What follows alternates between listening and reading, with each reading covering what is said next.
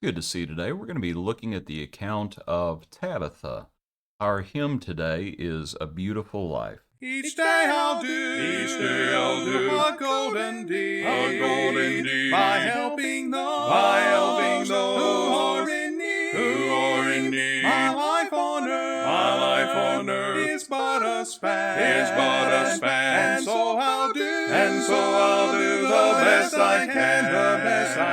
Life's evening sun is sinking low. A few more days, and I must go to meet the deed that I have done, where there will be no setting sun.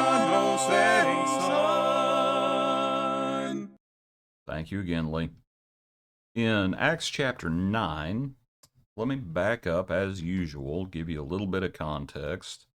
Acts 9, we left off yesterday talking about Paul as he was, this is actually when he comes to Jerusalem trying to join the disciples. Barnabas comes and goes to bat for him, so to speak. But now we turn to Peter. Verse 32, and we're not looking at the healing of Aeneas, but I wanted you to see something. It came to pass as Peter went through all parts of the country, and I understand that part obviously is not, it's in italics for a reason. Let me see real quick what the New American Standard there says. It says, now as Peter was traveling through all those regions, ESV, now as Peter went here and there among them all. Anyway, I wanted you to just consider how wonderful that is, that after the stoning of Stephen, it talks about all those scattered everywhere, but the apostles stayed in Jerusalem. It's easy to think, oh, well, they just hunkered down. No, they were busy, and they were going throughout Israel, I would suggest. Anyway, you might just consider it. It's, again, you have the healing of Aeneas. That gets him close to this place, Lydda, which is near Joppa.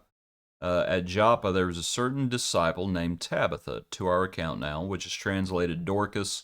This woman was full of good works, charitable deeds, which she did. But it happened in those days that she became sick and died. When they had washed her, they laid her in an upper room. Since Lydda was near Joppa, and the disciples had heard that Peter was there, they sent 2 men to him, imploring him not to delay in coming to them. Then Peter arose and went with them, and when he had come, they brought him to the upper room, and all the widows stood by him, weeping, showing the tunics and garments which Dorcas had made while she was with them. But Peter put them all out, knelt down and prayed, and turning to the body, he said, Tabitha, arise. And she opened her eyes, and when she saw Peter, she sat up.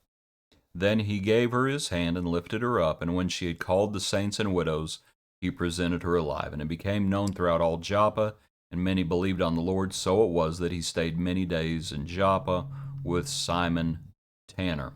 Okay, what points might we make about Tabitha? One is this. It's easy to see Tabitha as the widows are showing the tunics and the garments, and it's easy to say, oh, well, she just did little stuff, I mean, she's just a seamstress. You can tell when they're weeping over her how big of a loss this is. This is a big loss. And that's the thing in the Lord's kingdom, what act for the Lord is so small that it's insignificant? He says a cup of water in the name of a prophet will be rewarded. Just a cup of water. Well, how big of a deal is a cup of water? Well, how thirsty are you? There are some days where you've been outside working, the heat of the day, and you come in and sort of like the old, Shakespearean play, My Kingdom, for instead of a horse, we'll say a drink of water. How thirsty are we?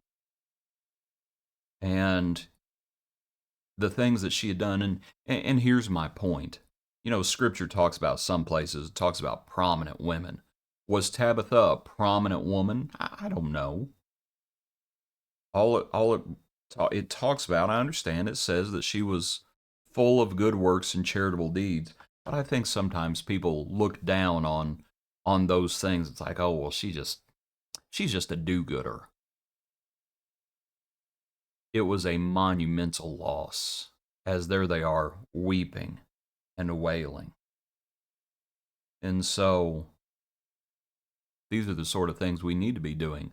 Let your good works, right? Let your light so shine before men that they see your good works and glorify God. That is what Tabitha had done.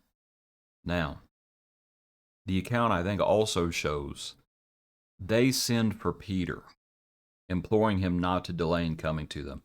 I think that shows an amazing faith. Did they think that? Why did they send for Peter? Is it possible that they actually thought that he could raise her from the dead? Was that the intent? I don't know for sure. I mean, were they just inviting him to the funeral? I don't think that's the case because they implore him not to delay in coming to them. I think you would have to say it just shows amazing faith on their part. They thought Peter could do something about it. And that's the faith they had. Those are the times they're living in. They're living in the age of the miraculous.